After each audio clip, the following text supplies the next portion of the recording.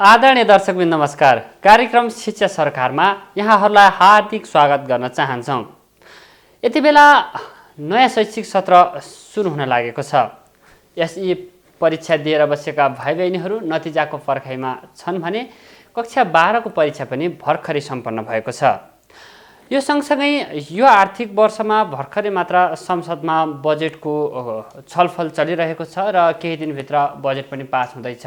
यो अवस्थामा सरकारले शिक्षा क्षेत्रमा बजेटलाई कतिको प्राथमिकता दिएको छ त? पाठ्यपुस्तक समयमा नछापिँदाखेरि अधिकांश विद्यालयहरूमा पाठ्यपुस्तक पुग्न सकेका छैनन् भने नेपाल राष्ट्रिय शिक्षक सङ्गठनको महाधिवेशन पनि नजिकै छ। हामी यिनै र यस्तै विषयमा केन्द्रित रहेर आज हामी कार्यक्रम शिक्षा सरकारमा बहस गर्न गइरहेका छौँ। कार्यक्रमका अतिथि हुनुहुन्छ नेपाल राष्ट्रिय शिक्षक सङ्गठनका महासचिव हंसबहादुर शाही। हामी उहाँसँग विशेष केन्द्रित रहेर कुराकानी गर्न गइरहेका छौँ। आउनुहोस् स्वागत गरौँ आजको अतिथिलाई। सर स्वागत छ कार्यक्रम। नमस्कार, धन्यवाद। आराम हुनुहुन्छ? केमा व्यस्त हुनुहुन्छ आजभोलि? अब हाम्रो राष्ट्रिय महाधिवेशन सकिएको छ अनि त्यसपछि गएर हामी अहिले आफ्नो साङ्गठनिक गतिविधिलाई अगाडि बढाउनका निमित्त जिल्लाहरूमा शिक्षक साथीहरूलाई सम्पर्क गर्ने, त्यसपछि गएर अहिले शिक्षक महासङ्घको दोस्रो राष्ट्रिय महाधिवेशन को तयारीमा छौँ।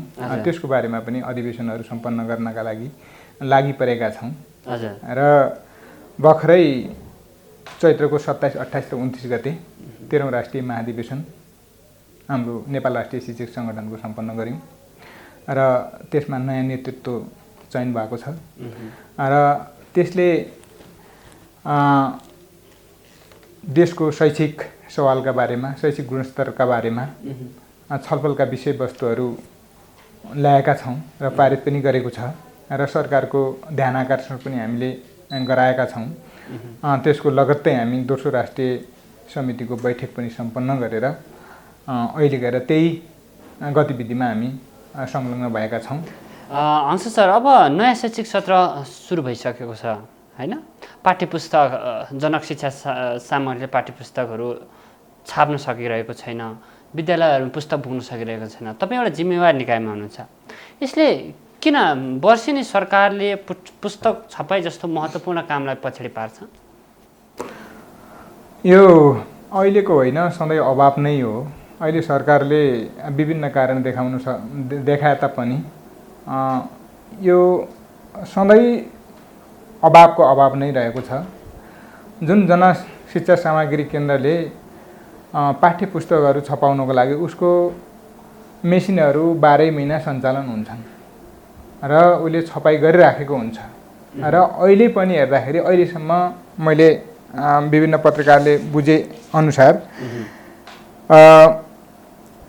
अब अझै छाप्नुपर्ने 35 लाख पाठ्यपुस्तकहरू अझै बाँकी छन् भन्ने मैले अन्नपूर्ण पोस्टमा देखेका थिएँ र यसले 12वटा महिनामा मेसिनहरू चल्ने 21वटा मेसिनहरू सञ्चालन हुन्छन्। त्यसपछि केही निजीको जिम्मा पनि 72 लाख किताबहरू छाप्न दिएको भन्ने मैले त्यसमा पढ्न पाएँ र यसले किन हुन्छ भन्ने कुराहरूमा त्यसमा व्याख्या विश्लेषण पनि आफ्नो ढङ्गले गरेको छ। हामीले सकेसम्म राज्य जिम्मेवार भएन। निःशुल्क पाठ्यपुस्तक उपलब्ध गराउनतर्फ राज्य ले सहयोगी भूमिका निर्वाह गरेन भन्ने कुराकानी लाग्यो। अहिले गएर 4 कक्षा, 7 कक्षा र 9 कक्षाको नयाँ पाठ्यक्रमहरू छापियो। त्यसले केही समय लियो होला, तर 12 महिना भनेको त यो चुनावले त खाएन। अब युक्रेनमा युद्ध भयो अनि यहाँ जुन कि के अरे पाठ्यपुस्तकमा ढिलाइ, यो कागजहरू उपलब्ध हुन पाएन अनि ढिलाइ भयो भन्ने कुराकानी यो कुतर्क हो। र यो पाठ्यपुस्तक त अहिले छापिँदैछ। त्यसपछि गएर छापिएर दूर दराजमा रहेका विद्यालयहरू, मानौँ दार्चुलाका विद्यालयहरू, हुम्लाका, मुगु, कालीकोट लगायतका दुर्गम क्षेत्रका ती विद्यालयहरूमा त्यहाँका बालबालिकाहरूले कहिले पाउँछन् त पाठ्यपुस्तक? पाउँछन् होला, छिटोभन्दा छिटो राज्यले त उपलब्ध गराउनु पर्ने, त्यो पनि हुन सक्ने अवस्थामा छैन। त्यसकारणले राज्यले जिम्मेवार बन्नुपर्छ, समयमा पाठ्यपुस्तक पुर्याउनुपर्छ। अहिलेको त शैक्षिक सत्र जेठमा सञ्चालन भएको, वैशाखमा त होइन भने हिउँ पर्ने ठाउँमा हिउँदे बिदा उनीहरूले पाउने बिदाभन्दा पनि हिउँ पऱ्यो भने सबै दिनहरू विद्यालयहरू सञ्चालन हुन सक्दैनन्। त्यो सञ्चालन नहुँदाखेरि अब विद्यालय पढाइ कति हुन्छ त 3 महिनाभन्दा त बढी पढाइ हुँदैन। अनि सबै कोर्स भ्याएर बालबालिकाले परीक्षा दिन सक्ने समय प्राप्त हुँदैन। त्यस कारणले छिटोभन्दा छिटो राज्यले नि पाठ्यपुस्तकहरू उपलब्ध गराउनुपर्छ, जिम्मेवार बन्नुपर्छ भन्ने कुरा। अब महाधिवेशन नजिकै छ, दोस्रो महाधिवेशन तपाईँहरूको असारबाट सुरु हुन्छ, शिक्षक महासङ्घको।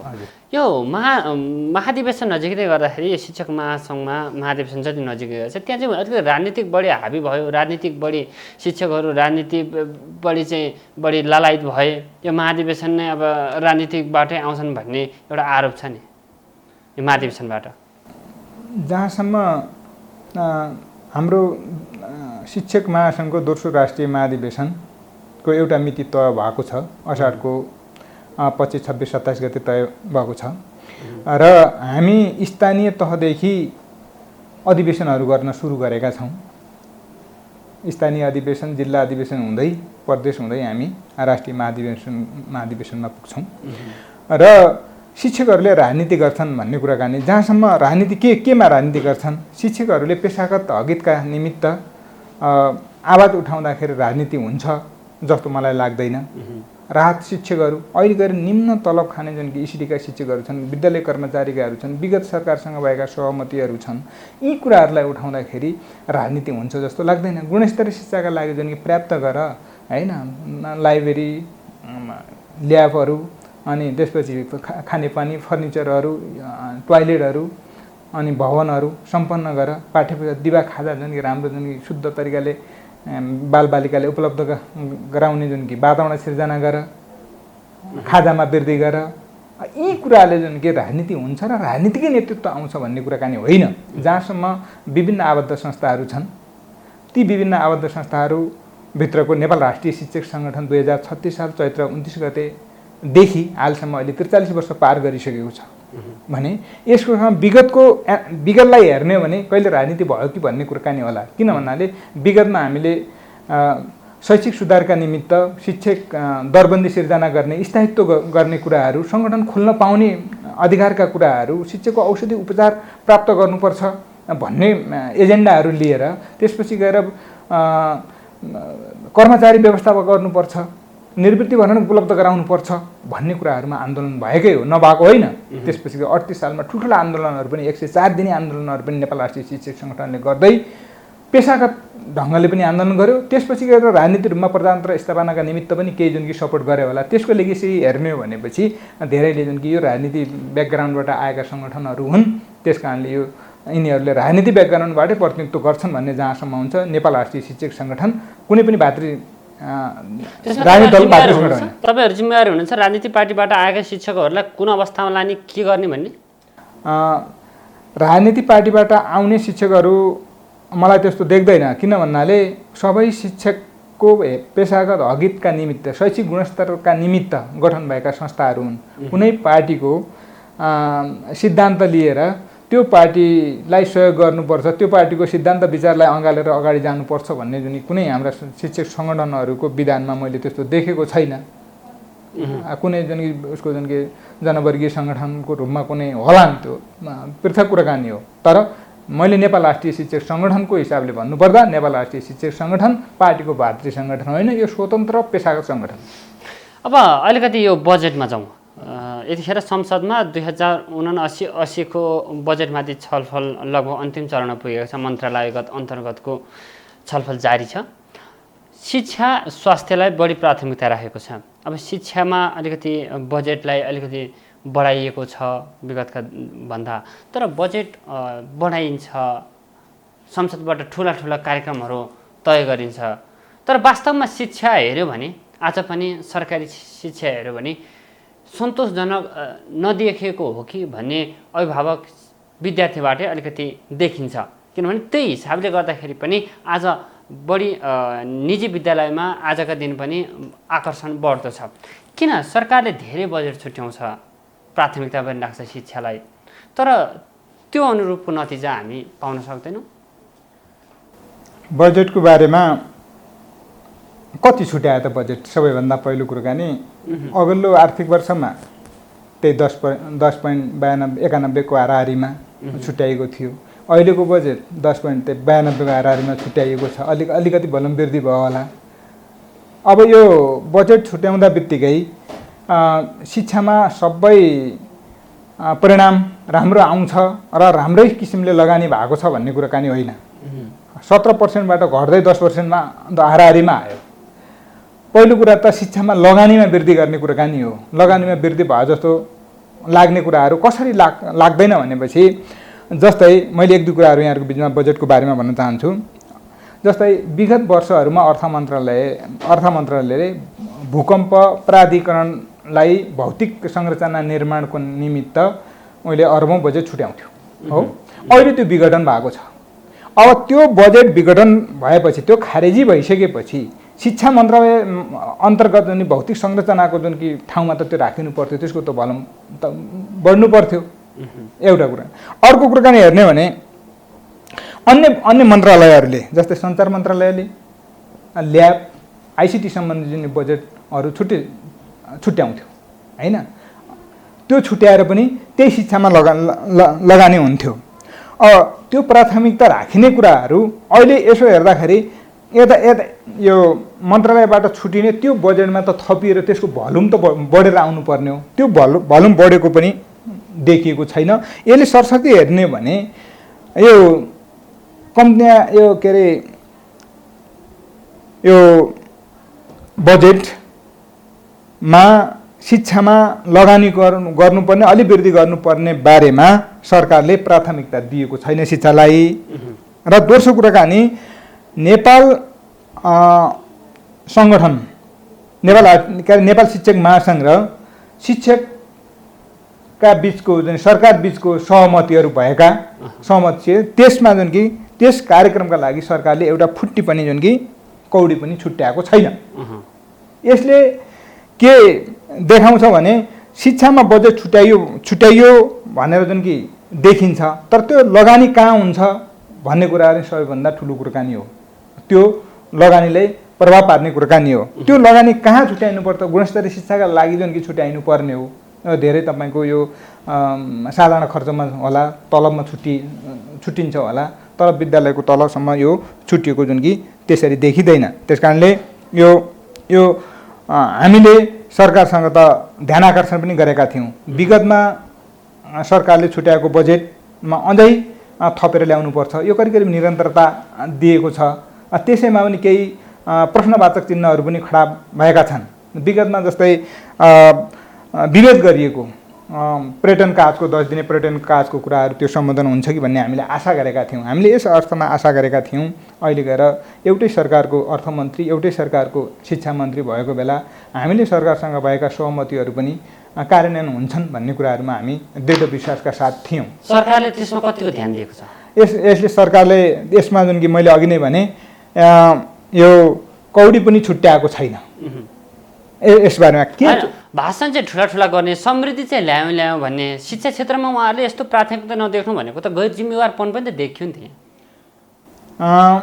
अब गैर जिम्मेवार हामीले भन्दा पनि मैले एउटा अर्थमन्त्रीज्यूले बोलेको एउटा भिडियो सुनेको थिएँ। शिक्षामा 20% लगानी किन, 20% बजेट किन छुट्याइँदैन भनेपछि यहाँबाट कमिसन आउँदैन, त्यस कारणले छुट्याइँदैन भनेर उहाँको मुखारा बिन्दबाट जुन कि बोलेको कुराकानी मैले सुनेको थिएँ।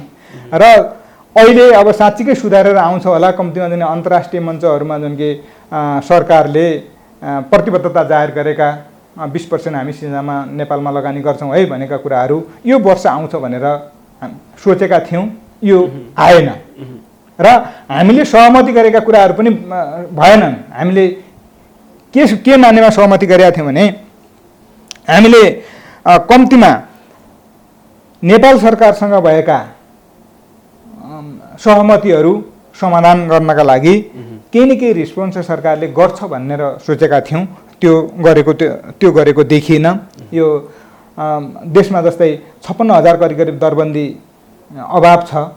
सार्वजनिक शिक्षाको लागि, निःशुल्क शिक्षाको लागि केही व्यवस्था होला, त्यो पनि देखिँदैन। त्यसपछि प्राविधिक शिक्षाको विस्तारका कुराहरू, यो सूचना सम्भारका सञ्चारका कुराहरू अनि इसिडी विद्यालय कर्मचारीका मुद्दाहरू, यो कोभिडले भएको शैक्षिक क्षतिलाई न्यूनीकरण गर्ने कुराहरू, स्वास्थ्य सुरक्षा बिमाहरू, कोरोना बिमा जस्ता क्षेत्रमा सम्बोधन भएको छैन। यो नहुनु भनेको यो सार्वजनिक क्षेत्रमा यो निराशा बढेको छ, यसले निराशा बढाउँछ जस्तो मलाई लाग्दछ। त्यसकारणले शिक्षामा लगानी वृद्धि नगरिकन सम्भावना छैन, कुनै या दरबन्दी अभावहरू पुरा हुन सक्छ, न तपाईँको इसिडी विद्यालय कर्मचारी प्राविधिक हंस सर, यो इसिडी भनिरहँदाखेरि अहिले इसिडीमा अलिकति गुनासो आएको छ, थोरै स्यालेरीमा राख्ने तर समयमा नदिने, व्यवहार पनि अर्कै किसिमको गरिदिने, अब तिनीहरूको गुनासो पनि आउने, काम पनि बढी उहाँहरूले नै गर्नुपर्ने। यो इसिडी कर्मचारीको तलब सुविधाको बारेमा चाहिँ किन यो विवाद आइरहन्छ? यो अहिले देशमा करिब 30,000 विद्यालय बालबालिका शिक्षकहरू कार्यरत हुनुहुन्छ। उहाँहरू भनेको तल एकदमै पूर्व अवस्थाका बालबालिकाहरूलाई शिक्षा दिने, तलको जुन जबको रूपमा हामीले घरको जबको रूपमा लिए जस्तै विद्यालयको शिक्षाको जबको रूपमा हामी लिन्छौँ। उहाँहरूलाई एकदमै न्यून, अझै तपाईँ 2000बाट सुरु भएर 2000 हुँदै अहिले गएर 8000, अब फेरि हिजोको पत्रिकामा आएको छ 2000, फेरि त्यो 2000 पनि यो मानव शिक्षा तथा मानव स्रोत विकास केन्द्रको एक्टिभिटिज कार्यक्रम अन्तर्गत शिक्षा मन्त्रालय 2000 छुट्याएर 10,000 पुर्याउने भन्ने कुराहरू छ। अब यसले गर्दाखेरि अझै झन् विभेद भयो कि जस्तो मलाई लाग्दछ। ल, विगतमा जस्तै स्थानीय सरकारहरूले 7,000 थप गरेर 15,000, कम्तीमा 15,000 जुन सेलेरी पुर्याउने भनेको थियो, त्यो अहिलेसम्म जुन कि प्राप्त नहोला जस्तो स्थिति देखिएको छ। बरु गएर धेरै स्थानीय तहहरूले जुन कि त्यो थप्ने रुपियाँहरू तलबमा जुन कि थपेनन् र एकदमै निम्न सेलरी। अब यसलाई जुन कि श्रम शोषण भन्दाखेरि कति उपयुक्त हुन्छ, यो श्रम शोषणै हो भन्ने मलाई लाग्दछ। किन भन्नाले शिक्षा हामी गुणस्तरीय शिक्षा दिने भन्ने, शिक्षालाई निःशुल्क अनिवार्य पनि भन्ने र यो ढङ्गले जुन कि श्रम शोषण गर्न हुँदैन भन्ने कुराहरू हो। अब यो दरबन्दीको कुरा पनि आइरहेछ। दरबन्दी ठाउँअनुसार, विद्यालय अनुसार, विद्यार्थीको सङ्ख्या अनुसार निर्धारणभन्दा पनि उहाँहरूको त्यो एकरूपता देखिन्न दरबन्दी शिक्षकमा। यो नभइरहँदाखेरि यसले शिक्षा क्षेत्रमा कस्तो प्रभाव पार्छ? अब कुनै मान्छेहरू एउटा कोठाको कुनातिर हुन्छ नि भात मासुहरू खाइराखेको र अर्कोतिर कुनामा कुनै मान्छेहरूले हेरिराखेको, भोकले जुन कि अतालिएर हेरिराखेको अवस्थामा के होला? त्यही नै हो, त्यही भएछ। शिक्षक छ, विद्यार्थी छैन, विद्यार्थी छ, शिक्षक छैन हो। राष्ट्रिय रूपमा जुन दरबन्दी मिलान गर्नुपर्छ भनेर आवाजहरू उठायौँ, दरबन्दी मिलान कार्यदलको जुन कि ले सुझाव पनि दियो, तर जुन कि त्यसलाई जुन कि राज्यले जुन कि मिलाउन सकेन। मिलाउन नसक्दाखेरि विद्यार्थीले शिक्षा पाउन सकेन, बढी भएका शिक्षकहरूले पढाउने ठाउँ पाएन। स्थिति त त्यो विभेदको कुरा देखियो। त्यो सामाजिक न्यायको हिसाबले हेर्ने भने त्यो न्याय भएन। खास विद्यार्थीले शिक्षक पाउनु पर्ने हो, शिक्षकले विद्यालयमा पढाउन पाउनु पर्ने हो।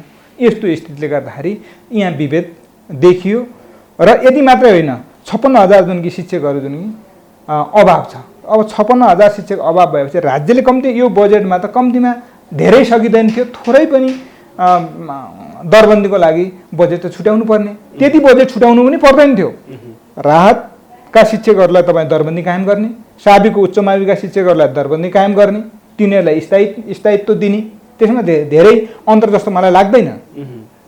अघि कुराकानी गर्दा दरबन्दीको कुराकानी गर्दाखेरि विद्यालय कर्मचारी अझ मारमा त विद्यालय कर्मचारी परेको छ। जो विद्यालयको कर्मचारी करिब भन्यो भने 24 घण्टा बिचराहरू त्यही विद्यालयको काममा हुन्छन्। राति पनि फोन आउँछ, यो बिग्रियो भन्छ, कसैले सर्टिफिकेट माग्छ, कसैले जुन कि भर्नाका कुराकानी गर्छ, कसैले जुन कि शुल्क बुझाउने कुराहरू गर्छ, रजिस्ट्रेसन फर्महरूका कुराकानी गर्छ।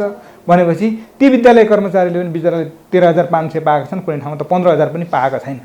भने विद्यालय कर्मचारी इसिडीलाई श्रेणी कायम गर्ने, श्रेणी निर्धारण गर्नुपर्छ। कुन तहका कर्मचारीहरू हुन् त? एउटा कर्मचारी नियुक्ति गर्दा कुनै ठाउँमा जुन कि करारमा नियुक्ति गर्दाखेरि कुन तहको कुन स्यालेरी हो भनेर गरिन्छ।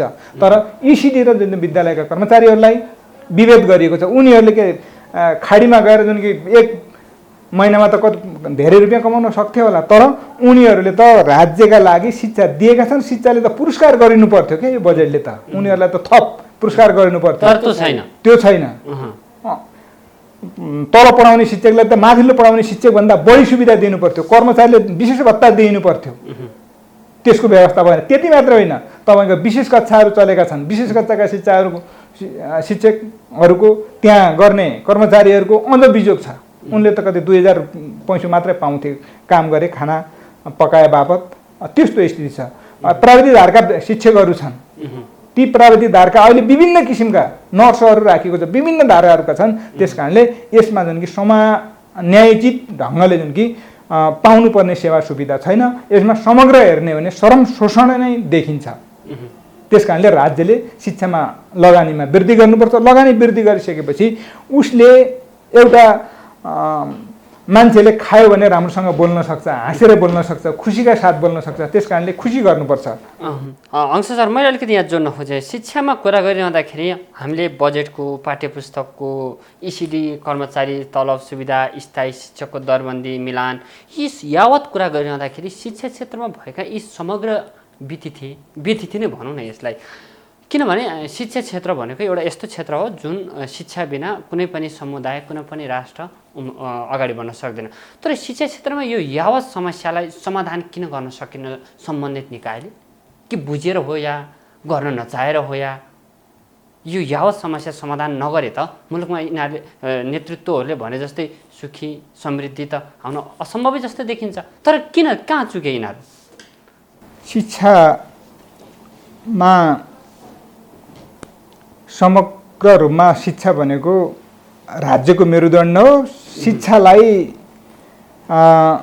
अगाडि नबढाइकन राज्यको विकास हुँदैन भन्ने मान्यता अन्यत्र राष्ट्रहरूमा देखेका छौँ र जसले शिक्षामा बढी लगानी गर्यो त्यो राष्ट्रको समृद्धि भएको पनि देखेका छौँ। तर यहाँ हामीले देखेको संविधानले निःशुल्क कक्षा 8 सम्म निःशुल्क पनि, अनिवार्य शिक्षा कक्षा 12 सम्म निःशुल्क शिक्षा भनेर प्रष्ट संविधानले बोलेका कुराहरू छ।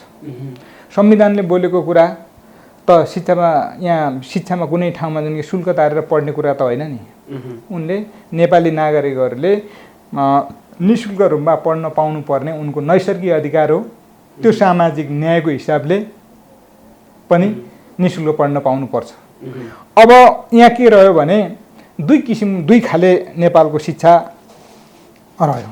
एउटा हुने खानेहरूको लागि शिक्षा, एउटा नहुनेहरूका लागि शिक्षा। हुने खानेकाहरूका लागि अलिकति पैसो बढी तारेर निजी विद्यालयहरूमा जाने, सेवा त्यहाँको जुन कि जनशक्ति, पर्याप्त जनशक्ति, त्यसपछि भौतिक संरचना लगायतका कुराहरूमा उनीहरूले व्यवस्थापन गरेर उनले बढी अनि शुल्क तिरेर आफ्ना बालबालिकाहरू पढाउने। अनि जसले जुन कि आफ्नो उत्पादन छैन उसले तपाईँको सरकारीमा पठाउने। अनि सरकारीमा तपाईँको अघि कुराकानी भनिहाल्नुभयो, शिक्षक भएको ठाउँमा विद्यार्थी नहुने, विद्यार्थी नभएको ठाउँमा शिक्षक नहुने। अब यहीँ काठमाडौँको हेर्नुहुन्छ भने एउटा वाल लगाएर एउटा र एउटा 2वटा विद्यालय बाँडिएका छन्। तिनलाई एकै ठाउँमा राख्ने, तीनवटा विद्यालय सँगै छन्। ती 3 विद्यालयले एउटै ठाउँमा राख्ने भने एउटै विद्यालयमा पुग्छ।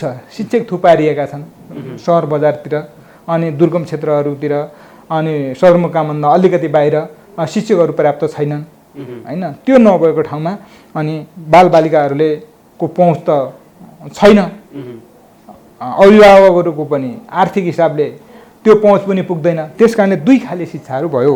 2 खाले शिक्षाहरू भइसकेपछि अनि किन पुग्न सकेन त त्यहाँ भन्दा तपाईँलाई एउटा उदाहरण म दिन सक्छु। उच्च स्तरीय राष्ट्रिय शिक्षा आयोगको प्रतिवेदन, त्यसले प्रष्ट रूपमा जुन कि अबको जुन कि 8 वर्ष 10 वर्षमा निजी विद्यालयहरू ट्रस्टमा लिनुपर्ने हैन, अनि सार्वजनिक शिक्षाको गुणस्तर वृद्धि गर्नुपर्ने कुराहरू थियो। त्यो वृद्धि गर्नुपर्ने कुराहरू भनेको त शिक्षामा लगानी वृद्धि गर्नुपर्ने हो। लगानी वृद्धि नगरे त केही हुँदैन। त्यसले गर्दाखेरि अनि निजी साहुहरूले त पैसो भनौँ न, पैसो कमाउनका लागि जुन खोलिएका विद्यालयहरू र सेवा दिनका लागि जुन खोलिएका विद्यालयहरूको बिचको त भिन्नता हुन्छ। त्यो भिन्नताले गर्दाखेरि ती पार्टीका नजिकहरू, ती निजी स्रोतमा खोल्ने विद्यालयका मालिकहरू कुनै पार्टीका नजिक छन्, सरकारका नजिक छन्। अब त तपाईँले थाहा के अरे सुन्नु भएको छ, मन्त्री भएका छन् हैन। उहाँहरूले जुन कि त्यो विभेदलाई कायम गरिरहन चाहन्छन्, यसलाई विभेदको अन्त्य गर्न चाहँदैनन्। त्यस कारणले यो समस्याहरू नसुल्झिनको मेन थिम भनेको मैले त्यसरी देखेँ। अब मुलुकभर 1,45,000 भन्दा बढी शिक्षक छन्। सरकारले शिक्षकलाई यो आर्थिक वर्षमा कसरी हेरेको छ, कतिको प्राथमिकतामा राखेको छ? किनभने शिक्षक नै एउटा महत्त्वपूर्ण अङ्ग भनिन्छ शिक्षा क्षेत्रको। कसरी हेरेको छ यो वर्ष? यो 1,45,000 शिक्षकहरू भनेका दरबन्दी र राहतमा रहेका शिक्षकहरू हुन् हो। यी दरबन्दीमा राहतमा रहेका यी आंशिक शिक्षकहरू हुन्। यी सीमित शिक्षकहरूका लागि अहिले बजेटमा 15% तलब वृद्धि गरिएको छ। यिनी मात्र होइनन्, यी बाहेकका शिक्षकहरू निजी स्रोतमा सञ्चालित, अनुदानमा सञ्चालित धेरै शिक्षकहरू, धेरै प्रकारका शिक्षकहरू छन्। उहाँहरूको माग त सम्बोधन भएन। यो सीमित शिक्षकहरू भन्दा ठुलो अंश अझ बाहिर छ, ठुलो बाहिर छ। अनि के गर्नुपर्छ सरकारले? सरकारले लगानीमा वृद्धि गर्ने, लगानीमा वृद्धि गर्ने, दरबन्दी दिने। अपुग दरबन्दीहरू यो 56,000 दरबन्दीहरू बिस्तारै क्रमिक रूपमा जुन कि पूर्ति गर्दै जाने अनि स्थायित्व गर्दै जाने। अनि यति मात्रै होइन, यो यसले जुन कि विद्यालयको संरचना, भौतिक संरचनाहरू, विद्यालयका पाठ्य पुस्तक के अरे यो ल्याबहरू, लाइब्रेरीहरू, खानेपानी, शौचालय, खेल मैदान हैन लगायतका कुराहरूमा जुन कि लगानी गर्नु पर्यो। अनि लगानी गरी त्यो आकर्षण बढाउनु पर्यो र महिला शिक्षकहरूमा वृद्धि गर्नु पर्यो। युवा शिक्षकहरू जो नयाँ ताजा शिक्षकहरू छन् तिनलाई जुन कि शिक्षा क्षेत्रमा आउने वातावरण सिर्जना गर्नु पर्यो। त्यो वातावरण सिर्जना गरिसकेपछि बल्ल शिक्षकहरू आउँछन्, नत्र शिक्षकहरू त त्यहाँ आउन पाउँदैनन्। अब शिक्षा सेवा आयोग खोल्यो, त्यहाँ हामी छलफलमा जाँदाखेरि एउटा कुराकानी भयो कि आयोग खोलिसक्यो, 2075 मा लाइसेन्सको परीक्षा भएको छ, त्यहाँभन्दा पछि लाइसेन्सको परीक्षा भएको छैन भने त्यो बिचमा शैक्षिक क्षेत्रबाट उत्पादन हुने विद्यार्थीहरू जो नयाँ जेनेरेसन थियो उनीहरू त लाइसेन्स नभइकन स्थायी आयोगमा जुन कि समावेश हुन पाएन। र कार्यरत शिक्षक, अनुभवी शिक्षकहरू छन्, उनीहरूको उमेरको हदले पनि त्यहाँ जान पाएनन्, दिन पाएनन्। अनि त्यो कम्तीमा लाइसेन्सको परीक्षा फेरि पुनः जुन खोलेर जुन कि आयोगले लिनु पर्थ्यो, लिँदाखेरि नयाँ जेनेरेसन आउँथ्यो, शिक्षामा अलिक सुधारको विषय हुन्थ्यो। र काम गरिरहेका शिक्षक पनि अनुभवी शिक्षकहरू छन्, उहाँहरूको पनि उमेरको हदले जुन कि कार्य शिक्षकले पनि परीक्षा दिन पाएनन्। अब यो ढङ्गले अगाडि जाने भने राज्यले समस्या समाधान त सिर्जना पो गर्यो त, समस्याहरू पुरा गर्नेतिर त देखिएन। त्यो तपाईँ एउटा जिम्मेवार पदमा हुनुहुन्छ, जाँदा जाँदै हामी कार्यक्रमको अन्तिम चरणमा छौँ। अब यो समग्र शिक्षा क्षेत्र सुधार गर्नका लागि अब सरकारले कस्तो रणनीति अपनाउनु पर्ला? अब के गर्दाखेरि चाहिँ शिक्षा क्षेत्रमा अलिकति परिवर्तन आउला तल्लो तहसम्म? के छ सुझाव? यसले पहिलो कुराकानी शिक्षामा लगानी वृद्धि गर्ने। त्यो लगानी वृद्धि भनेको तल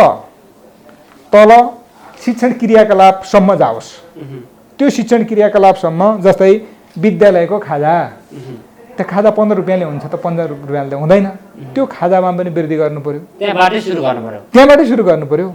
खेल मैदान, शौचालय, कहिलेकाहीँ शौचालय छ पानी छैन हो, लाइब्रेरी छ किताब छैन, ल्याब छ अब त्यो उपकरण रसायन छैन, विद्यार्थी छ शिक्षक छैन, शिक्षक छ विद्यार्थी छैन। भएको समस्या हाम्रो यही त हो, तल्लै तहबाट हेर्नु पर्यो। क्लासरुम म्यानेजमेन्ट छ कि छैन, भौतिक संरचनाहरू पुगेको छ कि छैन, सबै कुराकानी त्यहाँ हेर्नु पर्यो, लगानी त्यहाँ गर्नु पर्यो। अहिले त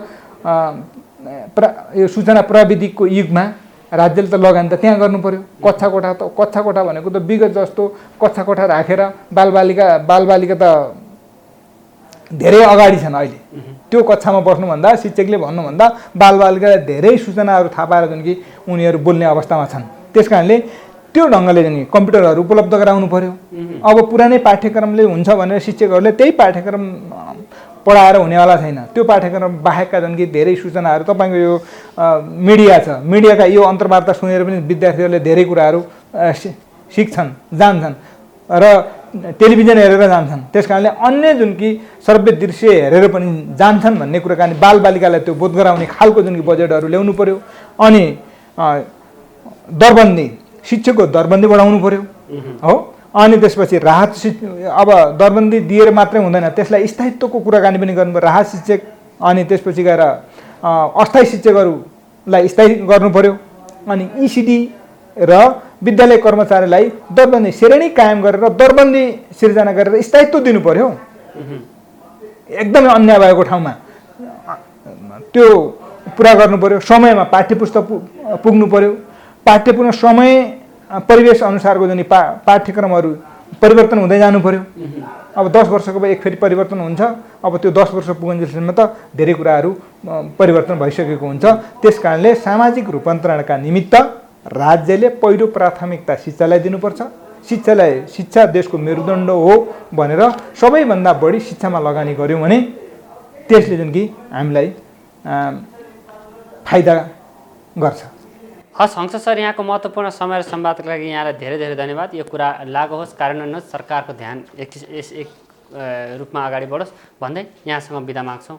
यहाँको महत्त्वपूर्ण समय र संवादको लागि धेरै धेरै धन्यवाद। धन्यवाद, नमस्कार। अवसरको लागि धेरै धेरै आभारी छु। दर्शकबिन, कार्यक्रम शिक्षा सरकार आजलाई यति नै। आगामी साता नयाँ विषय र नयाँ अतिथिका साथ हामी उपस्थित हुने नै छौँ। त्यतिन्जेलका लागि कार्यक्रम शिक्षा सरकारबाट बिदा दिनुहोस्। हस्त, नमस्ते।